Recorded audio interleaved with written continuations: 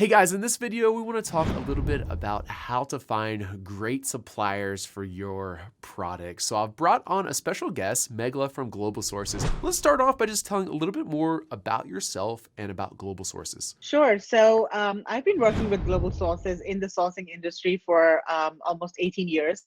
I started in the year 2000 in India, and I worked about 3 years visiting factories and writing research reports for global sources. And then I moved to the Philippines, where I worked for about 3 years, again, visiting China and touring factories. And then I lived in China for almost 10 years. I was doing a lot of, content related things over there. So again, visiting factories, producing research reports. And currently, I'm based in Singapore. I've been here for about 4 years. And more recently, I've been working with Amazon and e commerce sellers, trying to help them source more effectively from China. And I organize a conference for e commerce sellers in Hong Kong called Global Sources Summit. Cool. Yeah, so you're a wealth of Yeah. knowledge, and that's of course why we wanted to bring you on here.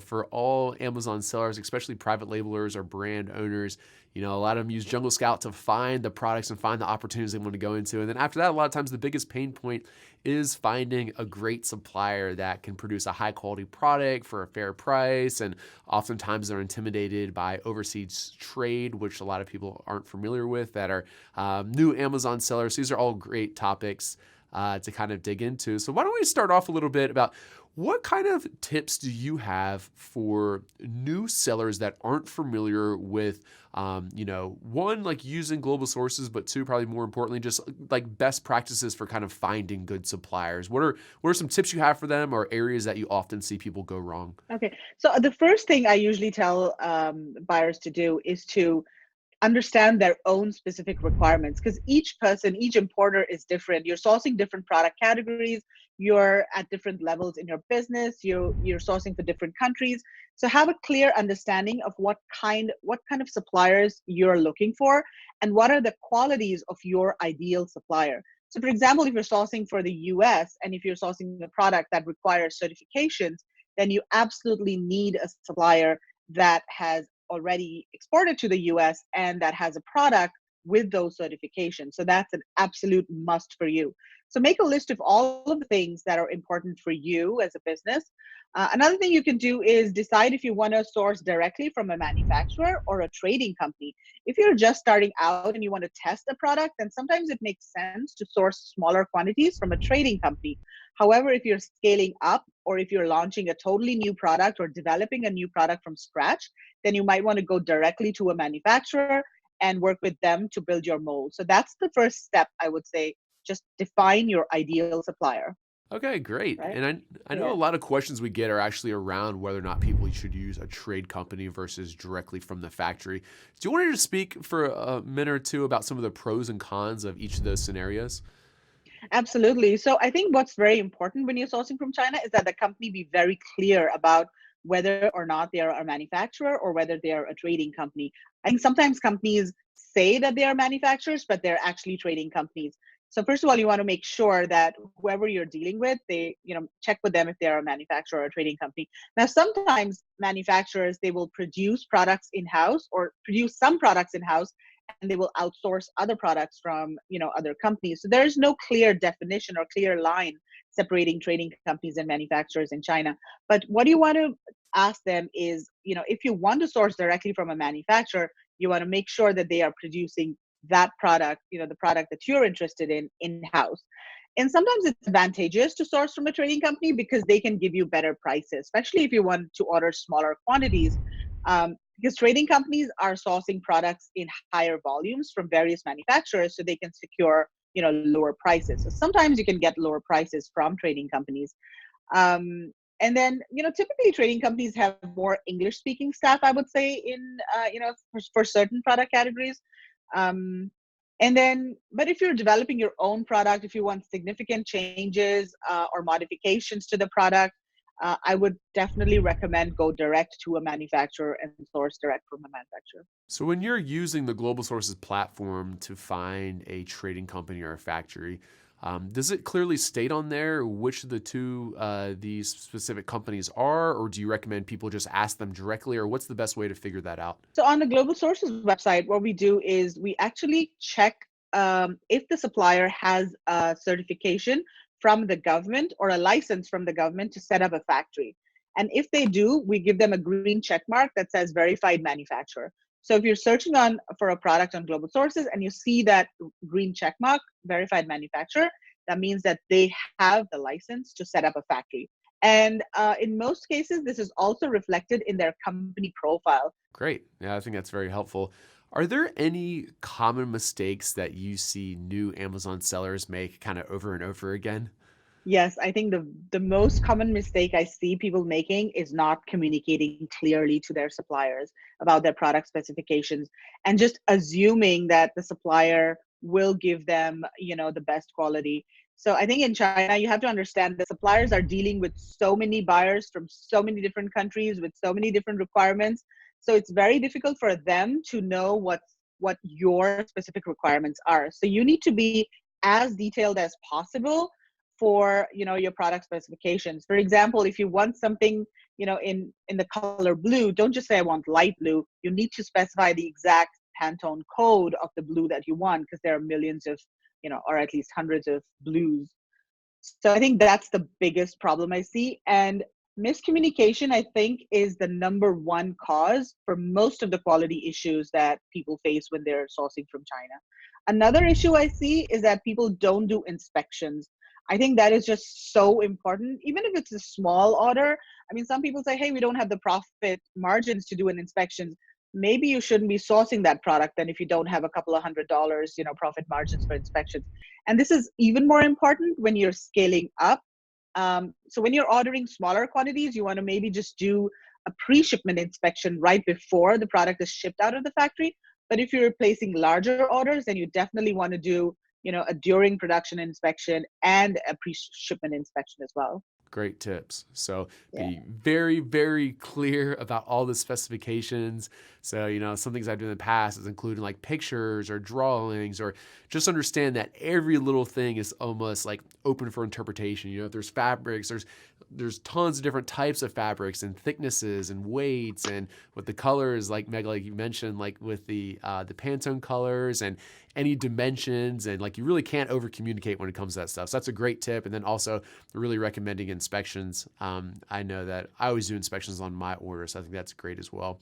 So after most Amazon sellers or e-commerce sellers have found a factory that they think they want to work with, often the first step is to purchase a sample. Can you talk a little bit about purchasing samples and how global sources can help with that?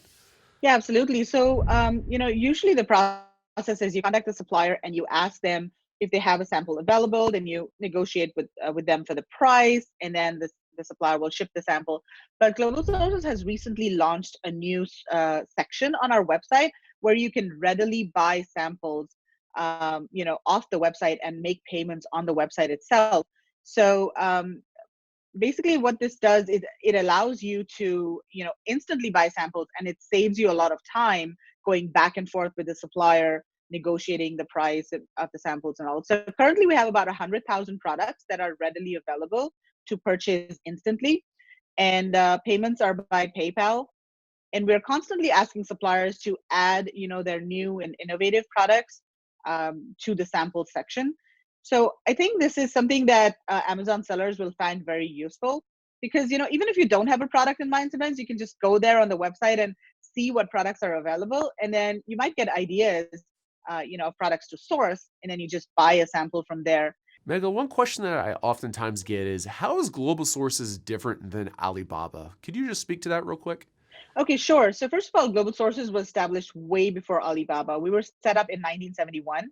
We started with magazines at that time, and then we launched our website in the 1990s. And then one of the main differences between Alibaba and Global Sources is that we have trade shows.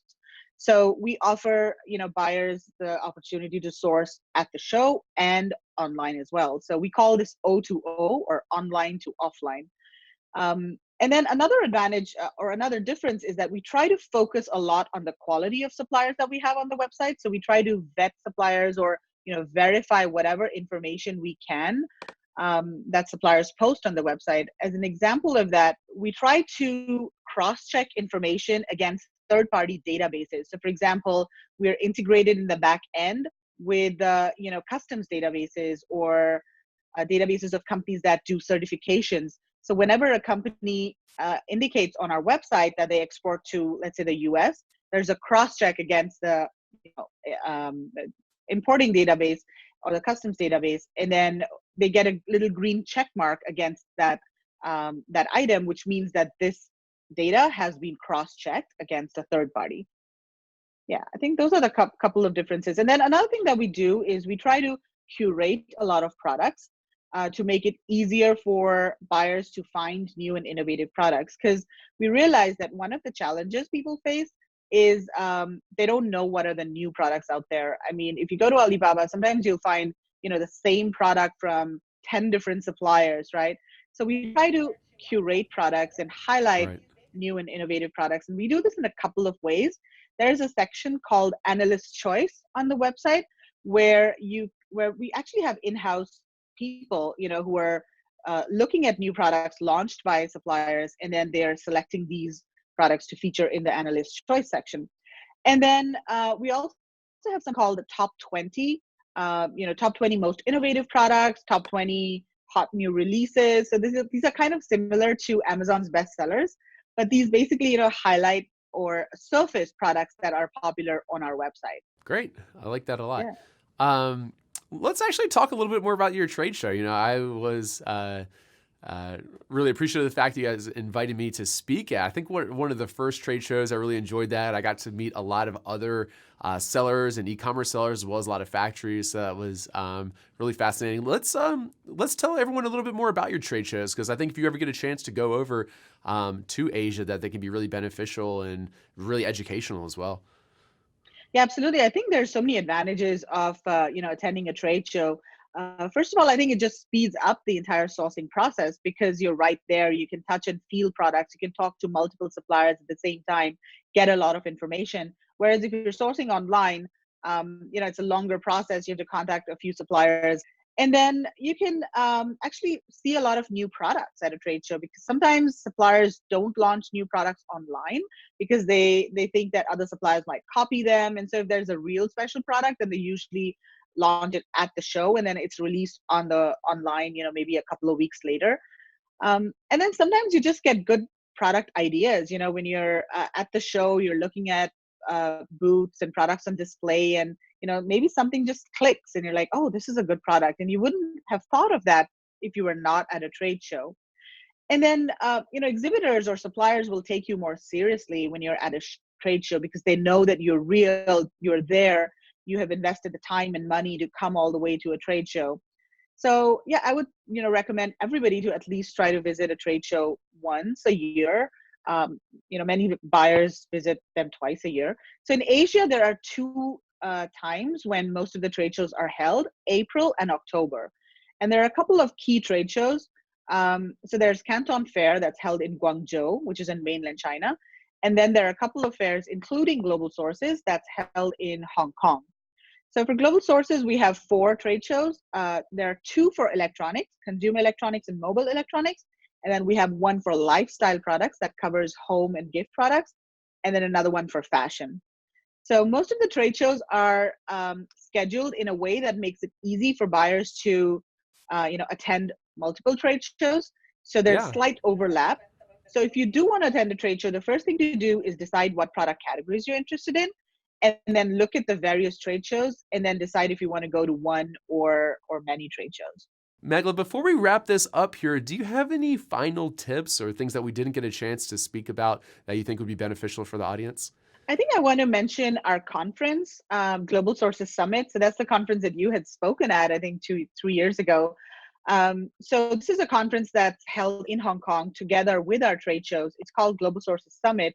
The next one is coming up in April, and I would encourage people to, just check it out. If you're coming to Canton Fair or the Hong Kong trade shows, consider attending this conference as well. We've got a lot of speakers, about 24 speakers, mostly from the US, and also some speakers from China, New Zealand, Japan.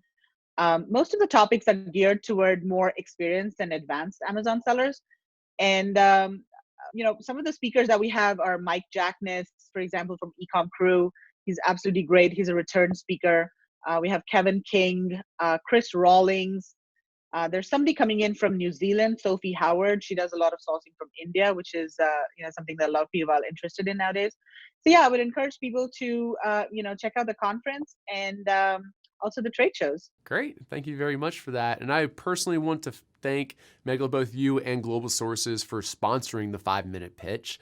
So that's one of the reasons that we want to do this interview. Global Sources was generous enough to make a nice sponsorship donation to help fund the prize money. If you guys aren't familiar with 5 minute pitch, we give one entrepreneur a $50,000 prize, the winner of this Shark Tank style pitching competition. So I want to thank you guys very much for supporting entrepreneurs and small businesses with projects like that. It means a lot to me, and I know everyone watching this. So thank you very much for that. And thank you for coming on for this interview. Thank you very much for having me, Greg. All right. Have a nice day. Bye-bye.